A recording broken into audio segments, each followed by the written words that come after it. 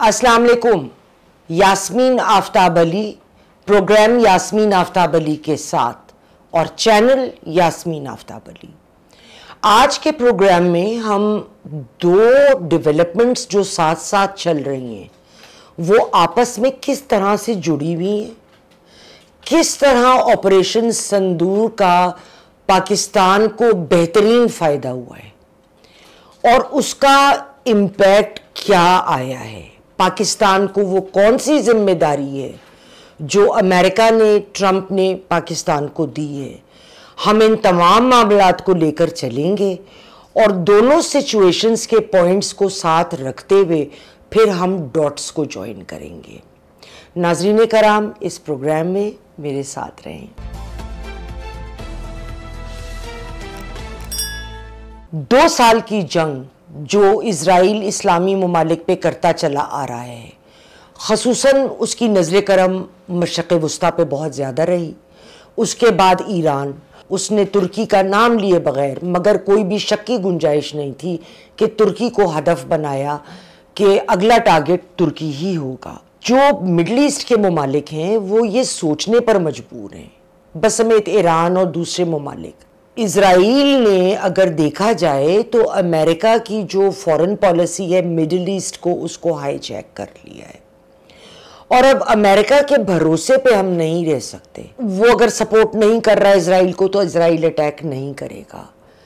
Israel Trump के हाथ से इस वक्त निकला हुआ है, जिससे ट्रंप भी बहुत नाखुश हैं क्योंकि वो चाहते हैं कि उनको लोग एक पीस टाइम प्रेसिडेंट के तौर पे याद करें। अच्छा, दूसरी जानिब इंडिया और पाकिस्तान के दरमियान जो पहलगाम इंसिडेंट को लेके वाक़या हुआ और इंडिया ने बग़ैर किसी इन्वेस्टिगेशन पर पाकिस्तान पर हमला कर दिया, लेकिन उसको मुंह की खानी पड़ी। इन दोनों वाक़यात को और दोनों के नुक्ते जुड़ जाते हैं।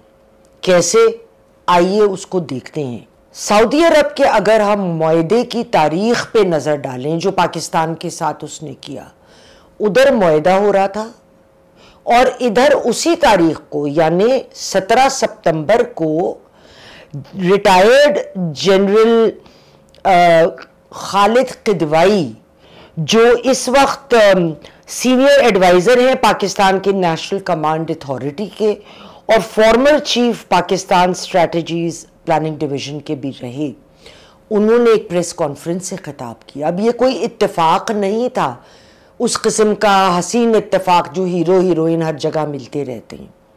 This was pointed towards India, an abomination कि आप कोई मज़ीद एडवेंचरिज्म ना करें। इस प्रेस कॉन्फ्रेंस में उन्होंने 2 इंतहाई इम्पोर्टेंट बातें करी हैं। नंबर 1 कि जो तैयारे गिराए थे हमने इंडिया के, वो 6 थे, उसमें से 4 रेफील थे। पहली दफ़ा पाकिस्तान ने उसका सबूत भी दे दिया और वो सबूत क्या दिया, उन्होंने जो टेल नंबर्स थे एयरफ्रेम में वो बाकायदा बाज़ाब्ते दिखाए हैं। दूसरी चीज़ जो जनरल किदवाई ने बे इंतहा अहम कही, इंडिया के लिए वार्निंग है, वो क्या थी?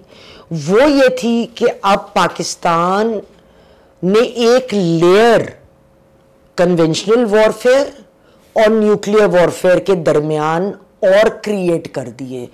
न्यूक्लियर वॉरफेयर बढ़ाया नहीं है, एक लेयर दे दी है और वो लेयर है आर्मी रॉकेट फोर्स की। तो लिहाजा अब ये 3 लेयर्स हो गई, एक तो कन्वेंशनल वॉरफेयर, दूसरा रॉकेट का फोर्स और तीसरा न्यूक्लियर वॉरफेयर।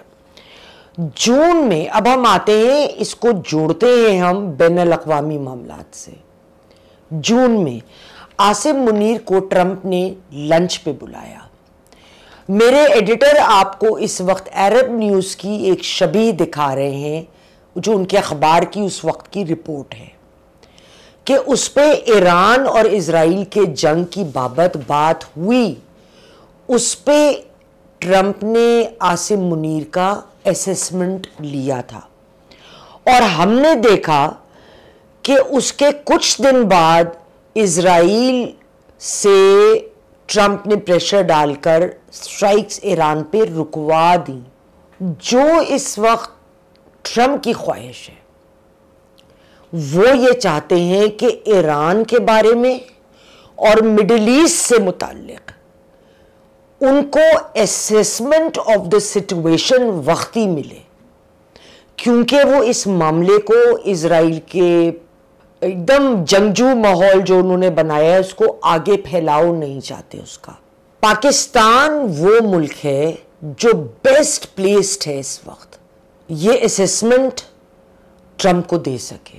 इस मीटिंग के बाद जो एक कदम और प्रेसिडेंट ट्रंप ने उठाया है वो क्या है, उन्होंने अपॉइंटमेंट करी सर्जियो गोर की as US ambassador to Delhi. वो इंपॉर्टेंट नहीं है, इंपॉर्टेंट ये कि उसके अलावा एक और डेजिग्नेशन सर्जियो गोर को दिया गया है और वो है उनकी appointment as special envoy to South and Central Asia. अब अगर ट्रंप 1-to-1 आसिम मुनीर से हर वक्त हो जाएंगे तो वो डिप्लोमेटिकली एक नॉर्म नहीं है, लेकिन इस पोजीशन की वजह से सर्जियो गोर जो ट्रंप के बेइंतहा करीब हैं वो पाकिस्तान आ भी सकते हैं और वो आसिम मुनीर से असेसमेंट लेकर ट्रंप को दे सकते हैं और देंगे, क्योंकि ट्रंप जो है वो उनका और चाइना का इस वक्त मिडिल ईस्ट में किसी किस्म की कन्फ्रंटेशन नहीं है और दोनों चाइना और अमेरिका, पाकिस्तान, ईरान ये सारे ममालिक ये चाहते हैं कि मिडिल ईस्ट में हालात नॉर्मलाइज हों, मामलात और बिगाड़ पर मत जाएं। तो चाइना को मालूम है कि ये असेसमेंट यहाँ से जाएगी और चूंकि वो एक अमन की तरफ जाएगी सिचुएशन, सही असेसमेंट, तो इसमें वो सहमत हैं कि पाकिस्तान आगे ये दे सपोर्ट। इसीलिए पाकिस्तान एक बेइंतहा स्ट्रेटेजिक इंपॉर्टेंस ट्रंप के लिए इख्तियार कर चुका है। उसकी बुनियाद क्या थी? उसकी बुनियाद थी ऑपरेशन सिंदूर में जिस तरह पाकिस्तान एक बड़े पावरफुल मिलिट्री प्लेयर की तरह उभर कर सामने आया है कि किसी को शक नहीं है कि पाकिस्तान अपने राइट्स का तहफ़्फ़ुज़ कर सकता है। इन ऑप्टिक्स से, इन ग्राउंड रियलिटीज़ के साथ पाकिस्तान का वक़ार कहीं से कहीं चला गया है। अब सवाल आखिर में मैं ये ज़रूर इस बात को एड्रेस करना चाहती हूँ कि नेतान्याहू और मोदी इस कदर जंगजू क्यों हैं? इधर जंग, उधर जंग, इधर झगड़ा, उधर झगड़ा। इसकी वजह मैं बता दूँ। वजह यह है कि आप लोग याद करें जब ईरान पे हमला किया, उससे पहले लेबनान और यमन और इन ममालिक पे हमले शुरू हुए, तो नेतान्याहू की जो पोजीशन थी, जो पॉपुलैरिटी ग्राफ था, वो यूं गया था इज़राइल में, और इज़राइल की आवाम नहीं चाहती थी कि वो वहाँ पे उस पोजीशन पर कायम रहें। अपने आप को पॉलिटिकल रेलेवेंट बनाने के लिए उन्होंने गाज़ा पे हमला, फिर आगे वो आग हमास की आड़ में फैलाते चले गए। हम बात करते हैं मोदी सरकार की। मोदी को हिंदुत्विया पॉलिसी या प्रो हिंदू पॉलिसी उनका पहले दिन से टारगेट है। पहले दिन जब वो पहली अपनी हुकूमत में आए थे तो उनके एजेंडे में कश्मीर पे कब्जा करना, मकबूजा कश्मीर पे उनके एजेंडे में था।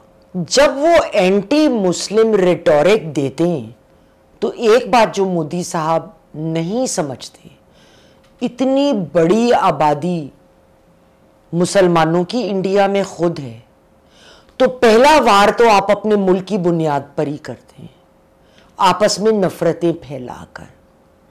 फिर दूसरा वार कहीं और होता है। तो उनको भी जो ऑपरेशन सिंदूर किया और जो हमने अभी क्रिकेट मैच में भी तमाशा देखा कि कुछ दिन पहले तो उनके प्लेयर्स बीसीसीआई के मेंबर्स और मोहसिन नकवी से हाथ मिला रहे थे, फिर एशिया कप लेते वक्त उनकी गैरत जाग गई, एकदम से ना सोते सोते उठे, हमने नहीं लेना। मतलब पॉइंट ये है कि इस किस्म की हरकत से मोदी साहब अभी भी ये रियलाइज नहीं कर रहे कि वो अपना वक़ार, अपने मुल्क का वक़ार दुनिया की नज़र में खो रहे हैं। नाज़रीन कराम, अगले प्रोग्राम को मेरा देखने बिल्कुल ना भूलें, उसमें हम आपको बहुत क्रिटिकल इंफॉर्मेशन देंगे। मिडल ईस्ट का इस्लामिक ब्लॉक है वो बन रहा है। मेरे साथ रहिए।